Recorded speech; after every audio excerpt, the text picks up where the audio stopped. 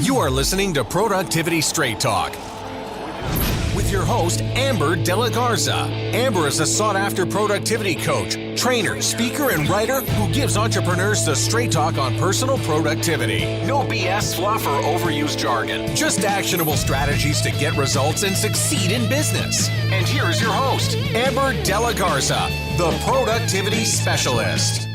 Welcome, and thank you for listening to Productivity Straight Talk. Today is episode 212, Knowing Your Blind Spots, a lesson in effective leadership with Corry Robertson. If you're a business owner who wants to improve your time management and elevate your productivity so you can maximize profits, reduce stress, and make time for what matters most, then you're in the right place, and I'm so glad you've joined me. I'm looking forward to you meeting our guest, Corry. Corry Robertson is a leading global expert on organizational culture, engagement, and retention with over 20 years of experience and a client list that includes Fortune 100 companies. Corry supports executives and emerging leaders through coaching, leadership, training, and human performance improvement and management. Corry is the founder of the Coaching Academy for Leaders, offering ICF-accredited programs. The Academy's unique proprietary method blends coaching competencies and leadership theory in a revolutionary way to help managers integrate coaching skills into their leadership style so that they can consistently bring out the best in others.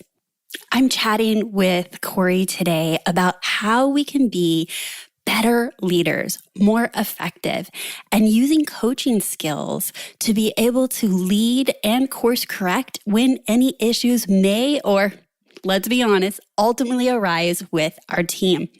So stay tuned as we dive deep into a conversation where I share examples, she shares examples and strategies to better lead your team. Before we dive in, though, and I share this interview with you, I just wanted to let you know that we are in quarter 4 of 2021. And if you have been thinking about what it's like to work with me or want to work with me as a coaching client, specifically my private coaching, now is the time to reach out. I am taking a wait list for 2022. So if you want to hit the ground running at the end of Q4 to start coaching in January, please reach out to me. And you can do that to inquire about what it would be like, what kind of support is it, any questions that you may be having. And I say that because so many of my discovery calls are from listeners that have been listening for a year, 2 years, 3 years. And I feel like you might be entertaining the idea of working with me right now as you listen to me.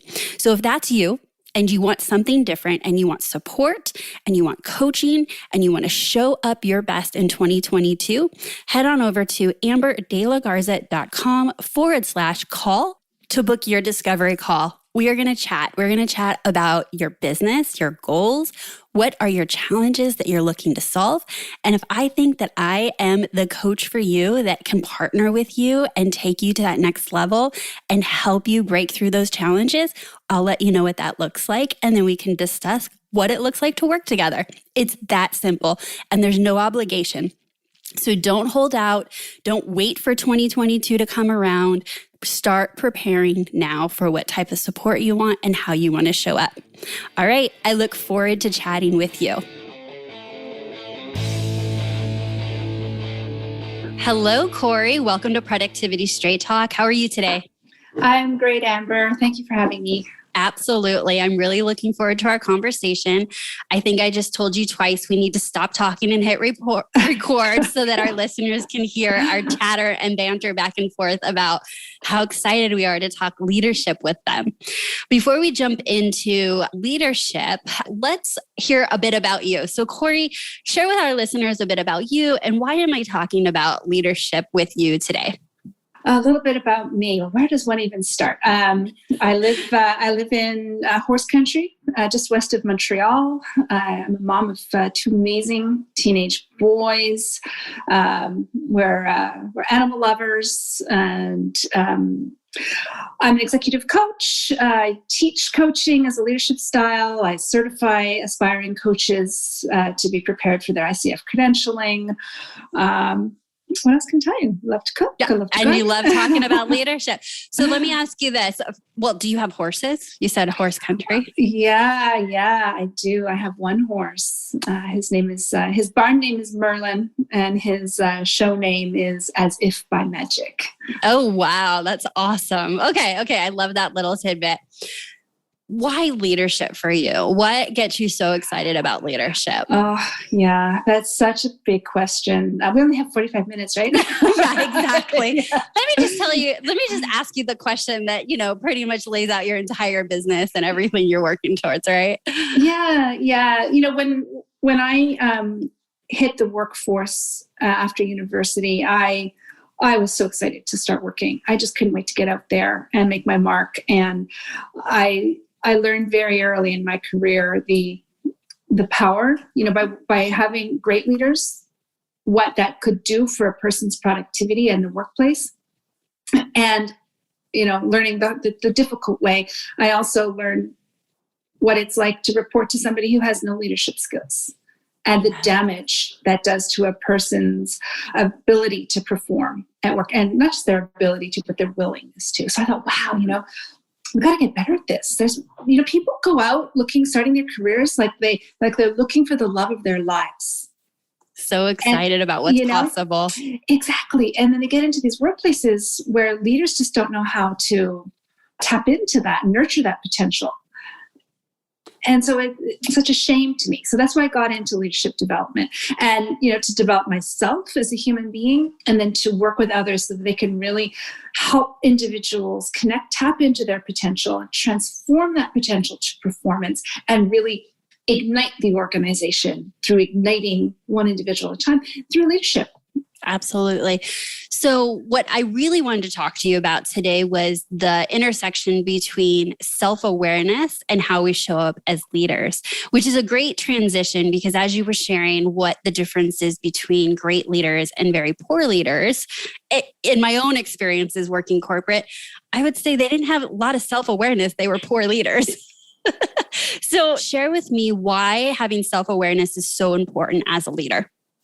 I think the self-awareness piece is important because the self-awareness piece helps leaders know their blind spots. Mm-hmm. Right? And in coaching, coaches come to the conversation with this curiosity, and we ask ourselves as we're listening to the topic for the coaching conversation, we ask ourselves, what is stopping this very, very smart person from finding a solution to their problem?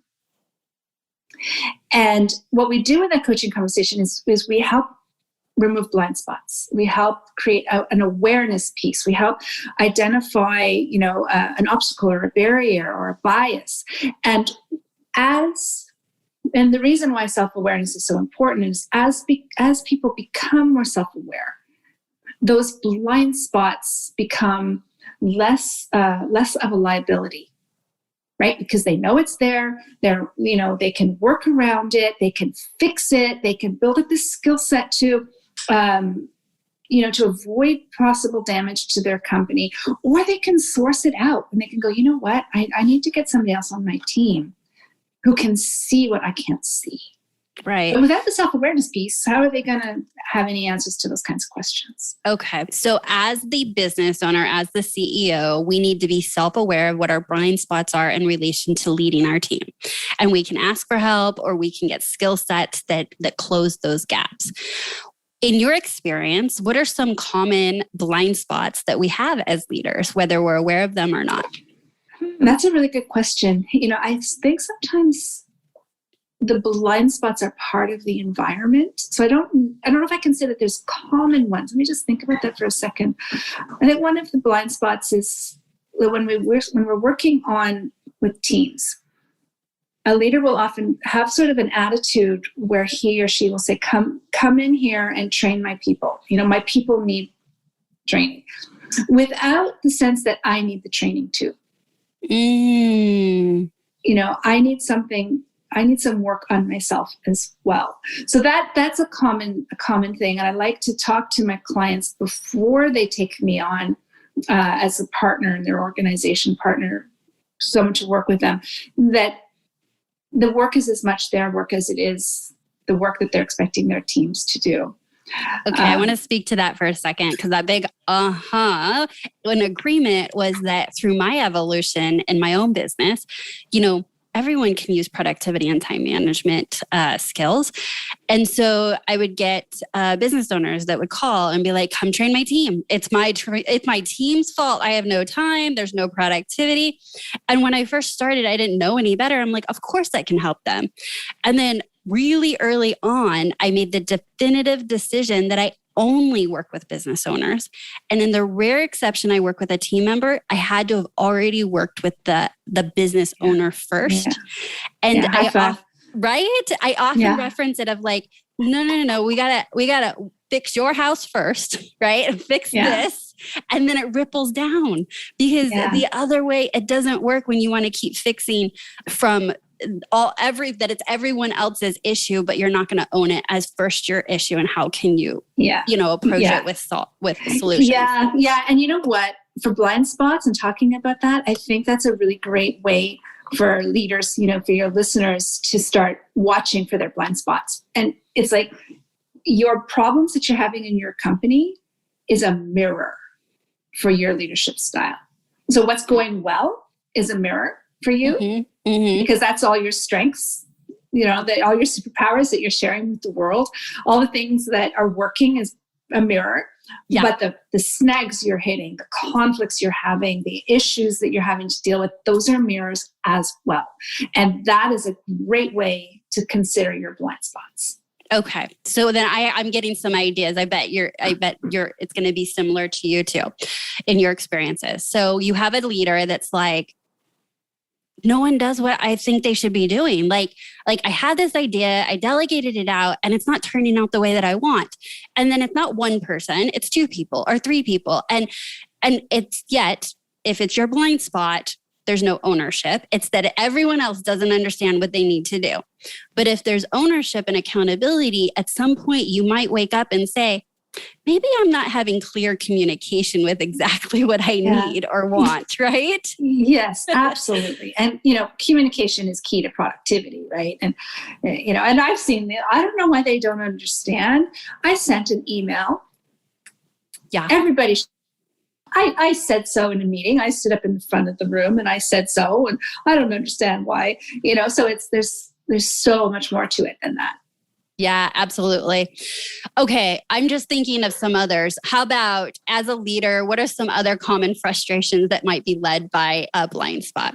How about the time that a team member needs from you, right? So someone that might have a blind spot may say something like, I don't have time. I don't have time to give them everything that they need to actually serve you in your business, is the thought process, ironically. But is that a blind spot in that the leader doesn't see that what their team needs from them is more time? Yeah, I think so. Our relationship with time is a very interesting one. And I hear that all the time when I'm teaching leaders how to use coaching skills as a conversational styles, communication style. And they'll often go, wait a minute. I don't have time. I don't have time to coach my people. I delegate effectively. I expect them to be, they're trained, whatever. I expect people to execute. And my answer to that is almost like press play, right? Coaching conversation, first of all, is a solid leadership conversation. So when we are practicing leadership skills, we need coaching to bring them to life. And the coaching conversation is not a longer one, it's a better one. And I've really got to let that sink in, because people are like, wait, what? No, I correct my people. The coaching isn't correcting. Like I said before, coaching is really about what's stopping the smart person from finding a solution. And you might feel, and listeners, we might feel we don't have time to sit down and have a conversation. Coaching conversation doesn't need to be half an hour or an hour long. It doesn't have to be any longer than any kind of a conversation. But if you don't put in the time now, you will put in the time when the train wreck happens, when the what hits the fan. Then you're going to spend 2 or 3 or 4 or 5 times amount of time cleaning up the mess and more money cleaning up the mess. So I always encourage my leaders to, invest up front. Put the time up front where everyone's excited about the project, where everyone's happy, everyone's in a good mood, everybody still loves each other.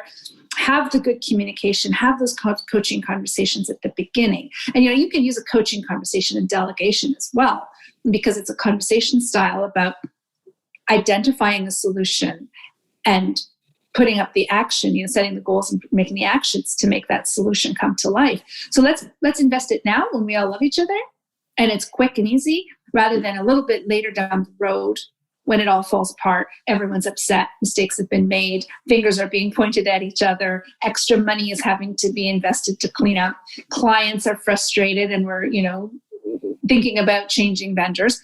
So that's, and as you can tell by my voice, this is a point that I really have to make because it makes a huge difference. Yes. I truly believe that it is our best use of time as business owners to invest in those that are on our team. And I've said it once, I've said it 100 times. Where else can you invest an hour and get multiple hours back of leverageable time that they're out doing something in the world that you can't do for your business? And so if they need 30 minutes from you or 15 minutes from you, as long as it's effective, meaning good coaching, like you said, like you're championing for, that is good use of your time. I had an example just today of how I like to walk this out. And for a split second, I almost forgot how I even handle situations like this. But we got we'll call it a very unusual email from a client this weekend. And my executive assistant, she is the first person that should be able to handle those situations so they don't come to me. But it was so unusual. I get a forward of the email that says, "What are your thoughts on this?" And I thought, okay, well, actually, now that I took the time to read the whole email, I actually have a lot of thoughts on this, but I'm not really concerned about my thoughts. So I took a deep breath and I was like, how do I want to handle this? And I literally sent it back and I said, actually, I want to know your thoughts on how we should handle this. And then we had a meeting in an hour and I was like, and then at our meeting, I'll give you some feedback if there's any feedback needed. Yeah. And that took investment because I could have just fired off my response, which would have taken a minute, not even, right? But it's the short run of to do the thing that's easy now is not investing in her to be able to be confident to handle that situation in the future. Yeah. And so sometimes that requires slowing it down, kicking it back and saying, actually, if you had to solve this, what would you do? Worst case, best case scenario, actually it's coming back to you. Oh, yeah. I love it. I love it. As I'm hearing your story, the leadership competency that I'm hearing is the ability to foster trust and safety with you as a leader. Mm-hmm. And this can be a blind spot for leaders because they're great people. They're just trying to keep the clients happy, keep the money rolling in so they can, make payroll, right? Right. Grow the company and keep everybody employed. So they make assumptions that everybody feels just as on fire about the business as they do. But in an environment, so what you did and you built resilience, right? So you helped your person see her strengths. You showed her that you trusted her. You held up that mirror and said, look, you have everything you need to find a solution. And I when I asked you the question, I knew you had the answer. You see for yourself that you had the answer. And now next time she's not going to need to come back to you. Right. And which is such a huge investment because if you're building a team that they don't have confidence in themselves and they're always looking for you to yes that or approve that is a limited capacity. Our bandwidth as business owners is quite limited. And I need to empower my team to be able to at least take a stab and be willing to fail. So there's something for me to coach on or correct or, give feedback on. But that's one of the reasons. But as you said, it was really and if she hits it out of the park, it's another notch on she's confident to handle it next time.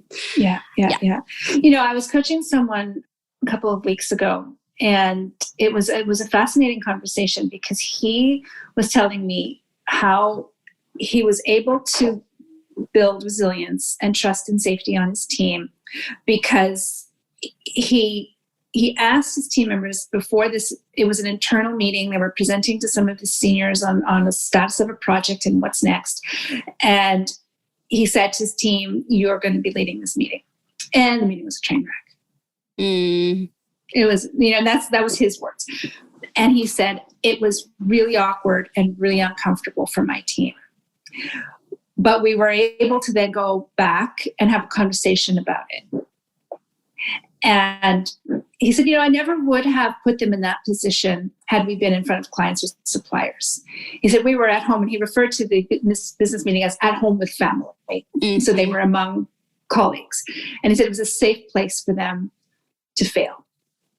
And that builds resilience. That builds trust. It's like, oh, you know what? It was a train wreck. We had a conversation about it, but I didn't get reprimanded. I didn't get fired. I didn't get punished. I was uncomfortable and I survived because that's part of resilience. Yeah. Right? It's part of trust and safety. It was to say like, yeah, I made a mistake. I feel really awkward about it, but it's okay. We had a conversation. We learned from it. Yeah. So we're going to move on we're all going to be better and stronger. And that's how you foster growth. That's how you dig for potential. That's how you transform that potential. I bet you anything the next meeting after that, they knocked it out of the park because they didn't want to feel uncomfortable again. Right. Yeah. And they learned. They were given a safe place to make mistakes and to learn and grow. Yeah. I mean, I think that they need to learn by playing it out, doing the thing we all do. And what better place than a safe place with what, like you said, family for sure. Yeah. I think that as leaders or as small business owners thinking about leading our team, one of their hesitations to leading and hiring and delegating and all of those things is like, what if they make a mistake? And I hear it all the time. What if they make a mistake? I would offer that you're actually asking the wrong question. It's like, when are they going to make a mistake? It's not if. Let's get okay with that. They absolutely are going to make mistakes.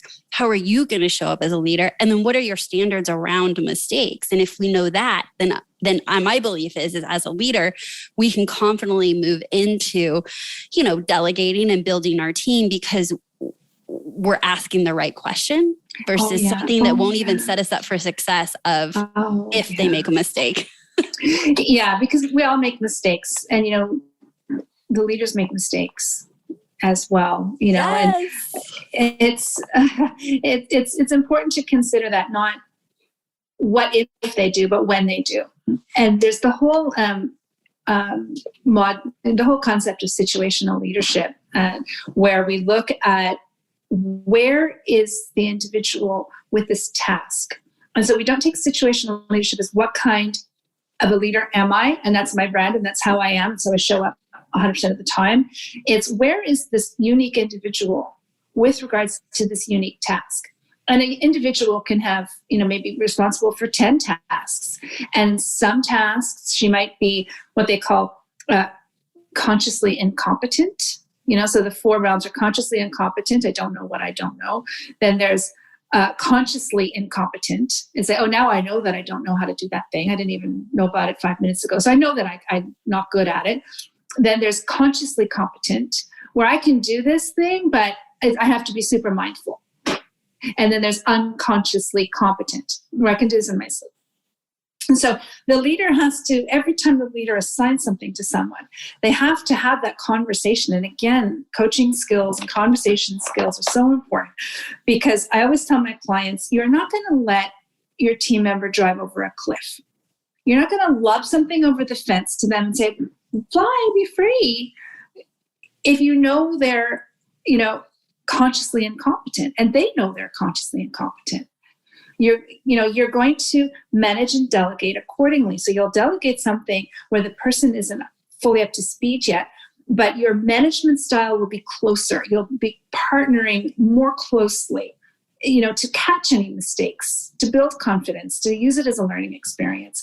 And then on the, we all say, oh gosh, we want our team to be unconsciously competent on everything, and then there's the the motivation factor in there, so if somebody's unconsciously competent, they might be bored out of their minds, so they might need extra encouragement, not so much training, but they need extra encouragement. And, one of my stories that I have to say about that is a few years ago, I was working with a client. We've been working together for years and years, and she wanted me to change my presentation. So they had hired me to do a leadership development program, and she wanted me to reorganize it in a way that sort of made more sense to her.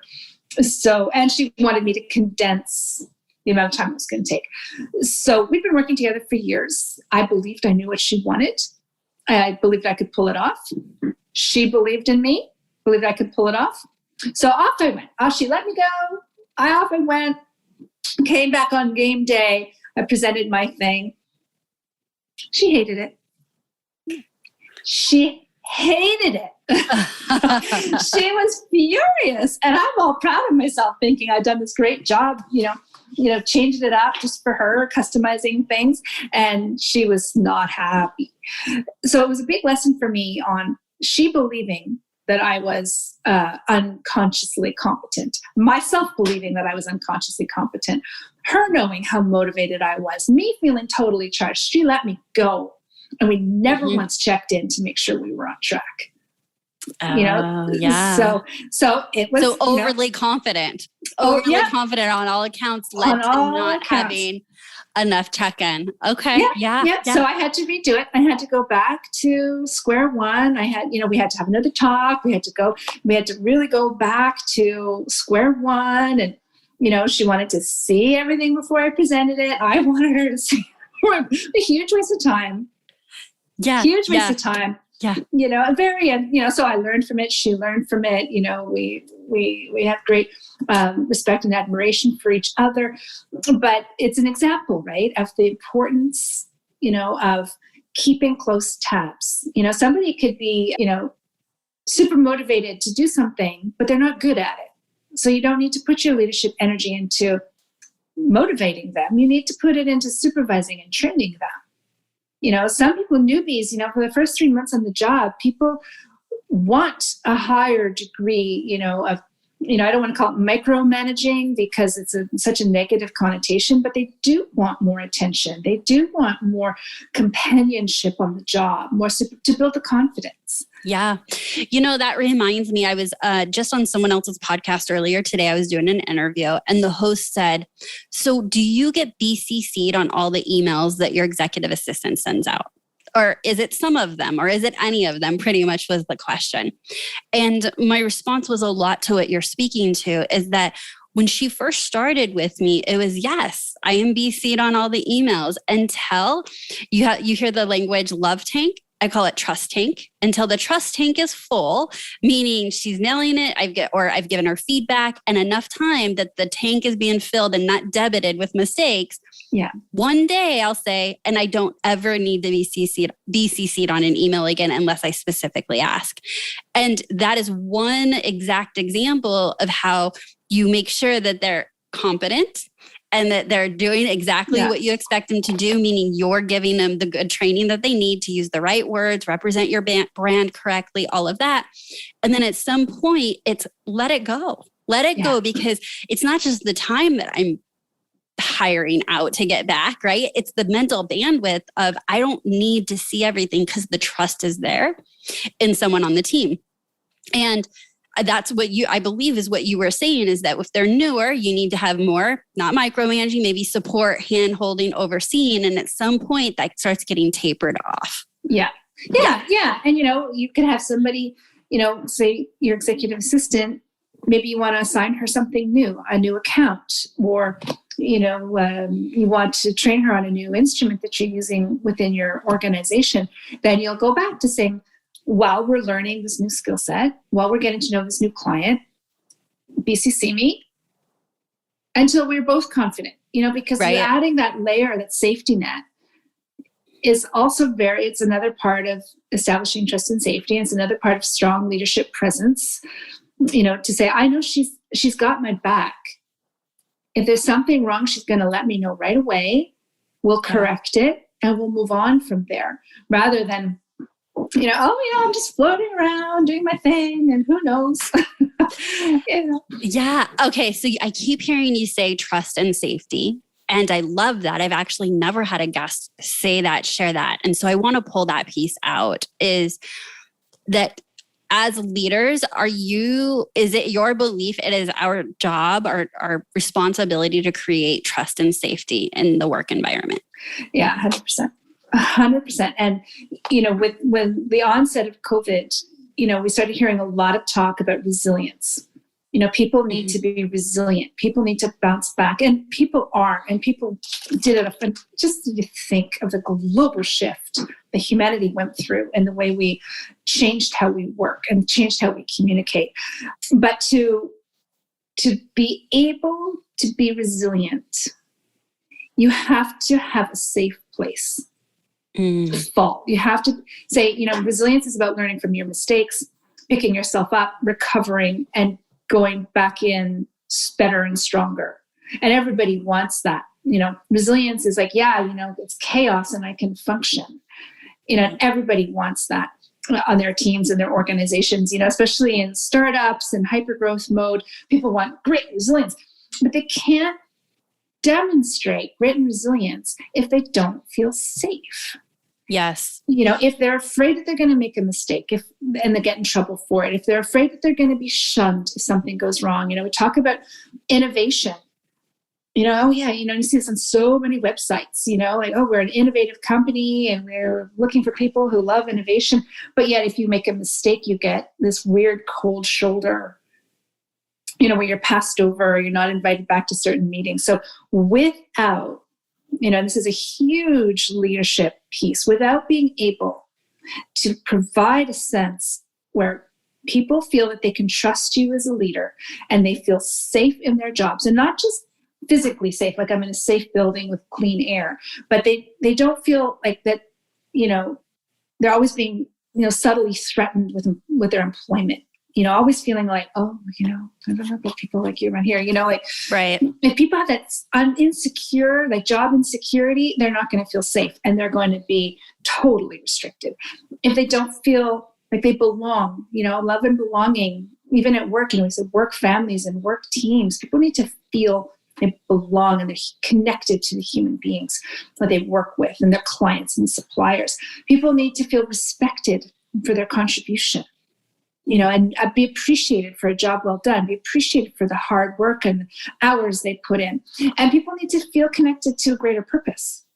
They need to know that their work is for something greater than themselves. Yeah. Tied back into belonging and the big vision. Oh, yeah. And, and I'm quoting Maslow's hierarchy of needs right now. Mm-hmm. This has been around for a very long time. It's based in human psychology. And these are all necessary for trust and safety. And without trust and safety, just imagine yourself, when you don't feel safe, when you don't feel that people around you can be trusted, you're closed off, you're tight-lipped, you're not generous with your time or your money, you clutch everything, you play your cards super close.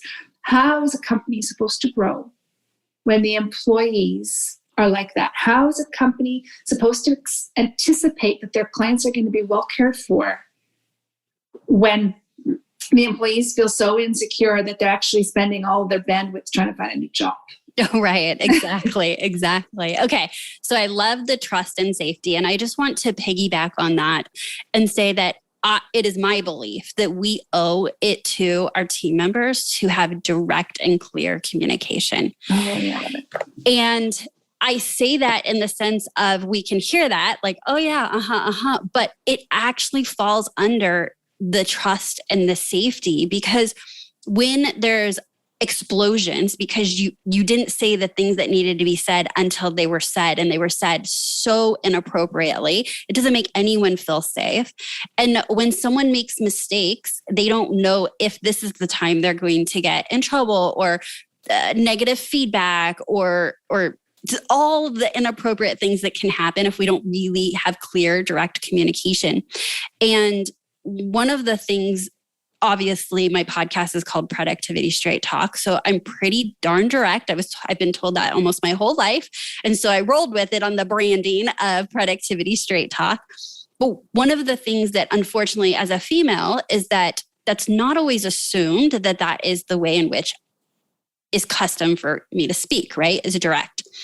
And so I get it out of the way when I interview is I ask if they are good with clear, direct feedback and communication. Because honestly, not everyone is. Sometimes that shuts people down. Like they can't hear it that direct all the time. And so I've just learned through hiring and not things working out and things working out is that if I just lead to say, if I have a problem, I say it right away. And it usually means nothing more than that. And anything I need to say will be said. And I most likely will never think about it again. And if you're okay with that type of feedback in real time, I think we can totally work together. Right? Yeah. And so even if they're not sure, at least we're all on the same page with it. If you join this team, this is what you can expect. And what that does for me as a leader is put out that external accountability. Okay, there's no brushing things under the rug. If something bothers me, we say it. If I've got feedback, we say it, because that's how I set up the relationship before I even made the offer. And for me, that has really helped with, to bring it full circle on bandwidth as a business owner, how tiring and overwhelming and unproductive is it to not say the thing that needs to be said to a team member? Right? As a leader. Because it keeps you up at night, right? You mull it over and you anticipate all these fictional scenarios of what could go down. And you know, that's so important, Amber, that you model that, because you are giving permission for others to be direct and clear as well. And what we see in teams where they don't feel safe enough to be in that environment. Like, so for one thing, getting direct feedback is a safe thing.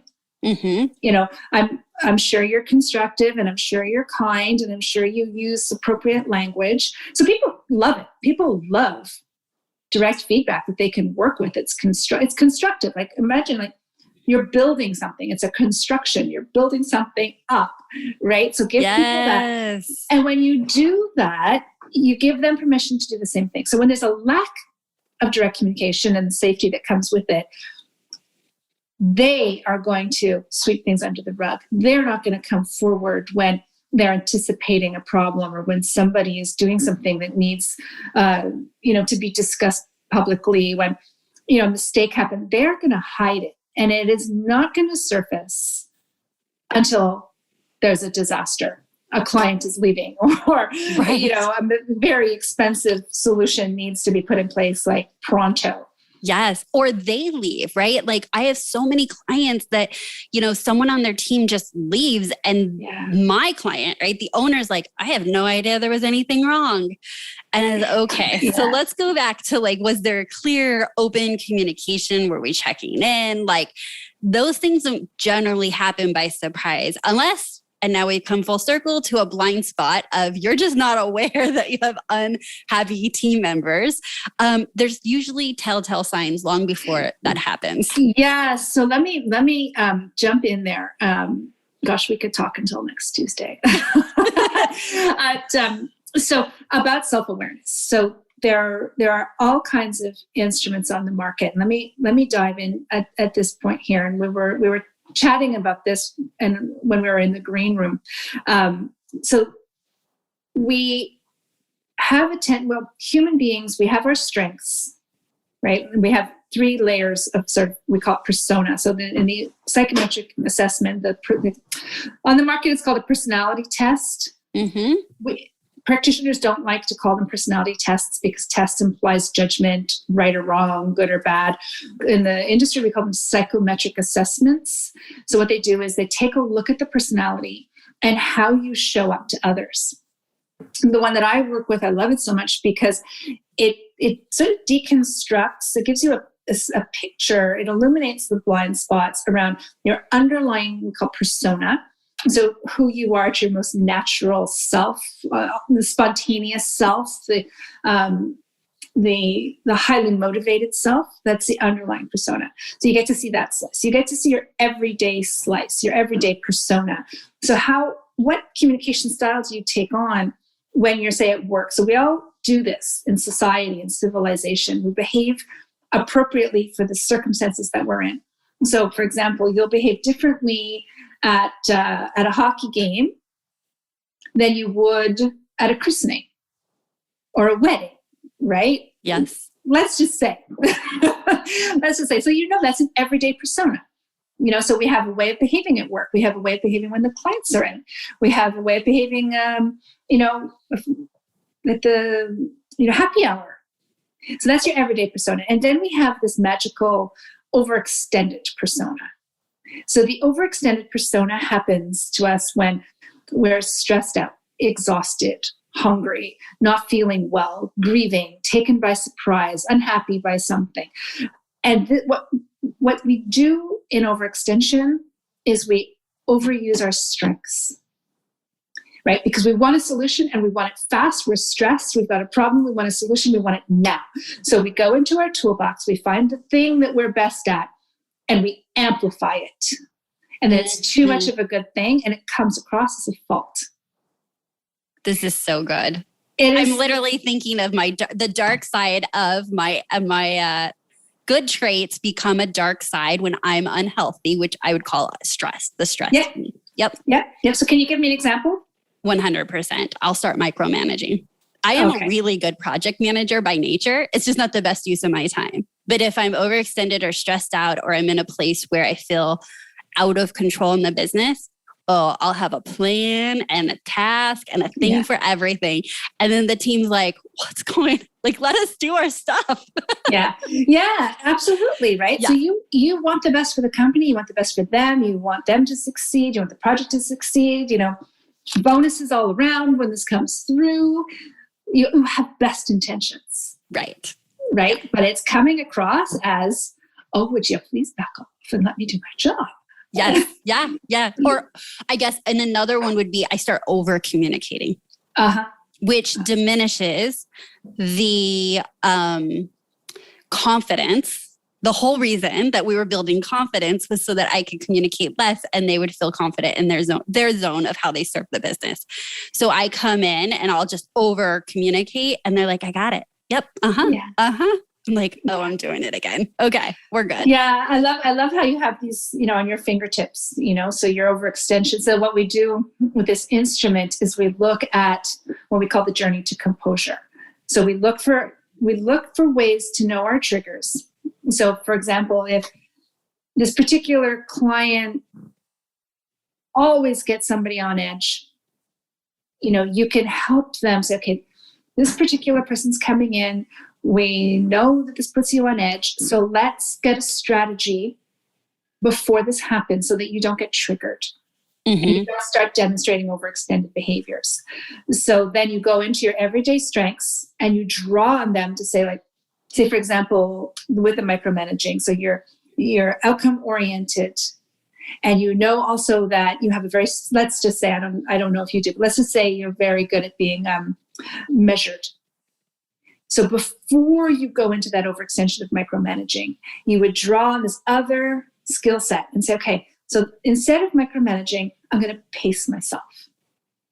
I'm going to give myself this really strong rhythm and cadence that I can follow. I'm going to guard my energy. So I, use it appropriately. I'm going to guard my voice.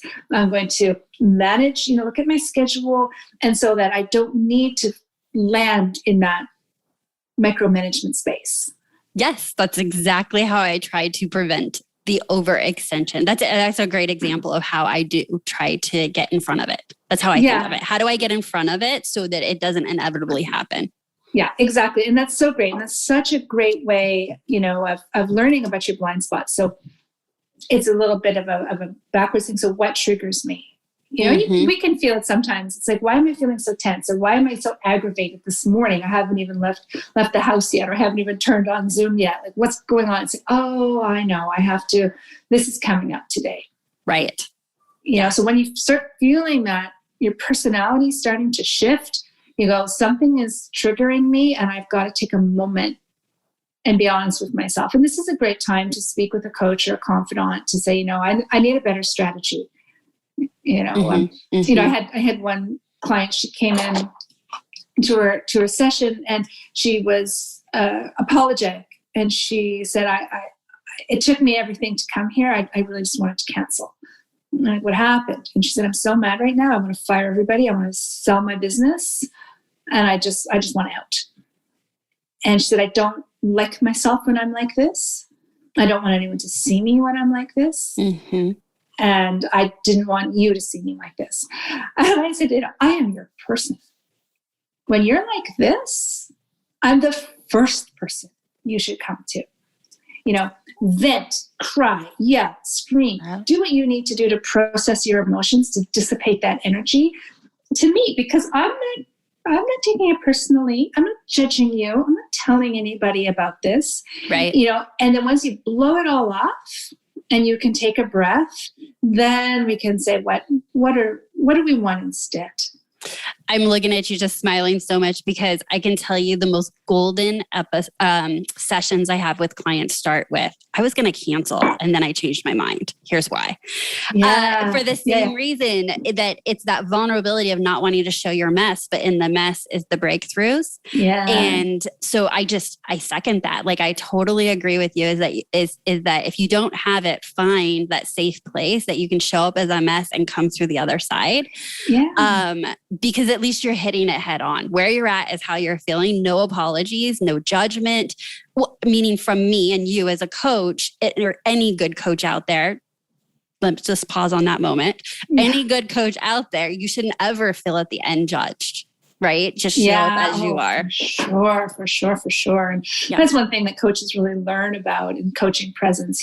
Presence is one of the 8 coaching competencies. And so how do you show up? And how do you really assume a posture that's non-judgmental, that's curious, that really embraces the person, the human being in front of them.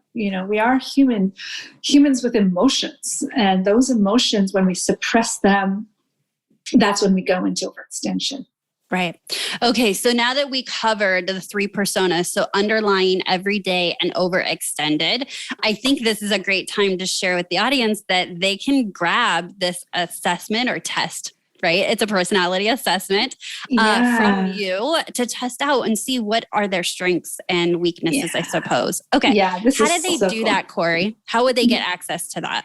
Yeah, so we'll queue up the link so that your listeners can tap it. But it's called the Luminous Spark Psychometric Assessment. We have a free app. I don't know if there are any other instruments on the market that have an app, but basically you just download the app, and then it'll ask you some questions about your personality, and really, you just tap it, and the algorithm will catch and give you a mini assessment, so that you can start getting a sense. And what you can also do with the free app is you can share your results with someone else, and they can share theirs with you. And then you get an overlay. So when you're going into a meeting with someone, say it's somebody new or somebody that you might usually feel tension around, it'll give you some cues about how to flex your personality, your leadership style to the need of the person you're talking to. Excellent. Well, we'll make sure we link out to that. Absolutely. So I'll share the link. We'll link out to it in the notes here in the podcast episode. So click your podcast listener app and then click the notes. And then we'll also link out onto the website as well so they can get their hands on it, right? Okay. Corry, and then this has been an amazing conversation, but you're right. At some point, we got to wrap up. We got to leave them wanting more.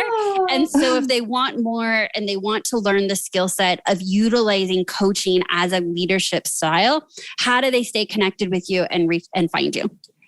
I'm very social, so you can find me at my website, corryrobertson.com. I have a blog. I write a lot. I'm really trying hard to get these ideas out into the world. So you can catch my blog if you like what you read. Please book a discovery call with me. My link to my calendar is all over my website. Book a call. Let's get on a call and talk and have a conversation. Tell me what's going on for you. I'll see if I can help, coach you a little bit on getting to a solution. I'm on LinkedIn, Corry Robertson, Facebook as well, Corry Robertson. And so you can find me in those ways. But I think the best thing is book a call. Let's talk for a minute. And in the fall, September 23rd, we start a new class at the Coaching Academy for Leaders, where we teach the ICF core competencies. And my mission is to build up coaching capacity within organizations. So how do you learn coaching as a leadership style? How do you learn the coaching conversation so that you can have these wonderful, laser-like, effective, productive conversations with people? And also for those, and I so encourage this, to build up a bench of coaches within your own organization made up of your own employees, so that you don't always have to reach out to external coaches. It's impossible. It's impossible to have enough external coaches for your entire management team. Prepare your own managers to serve as coaches. Okay, excellent. So Corry, they know how to find you. Thank you for sharing that resource with the assessment. And really, thank you for sharing your expertise in such a great conversation around awareness and leadership and what our blind spots are. This has been a great conversation. Oh, thank you for having me. Thank you for sharing the space with me and, getting these ideas out there. They're game changers. And I really do think it makes a difference for the better. So thank you. Thank you so much for joining me for today's conversation with Corry. I hope you found today's interview about leadership and knowing our blind spots to be incredibly valuable. But as you know, I have to be straight with you. It is only valuable if you take what you learned and your ahas and put it into action. So just take a few moments and, just uncover what you learned, what were some ahas, and really think about how can you implement that with your team on a regular basis. No change. Without taking action, nothing will change for you or your business. All right. And then just as a final reminder, I am taking discovery calls for private coaching clients to begin coaching in January of 2022. So if you're interested in entertaining the idea of having a coach and you think that we would be a great fit and I can support you in your goals, I would love to chat with you. Head on over to amberdelagarza.com/call. So that's my straight talk for today. Until next time, have a productive week.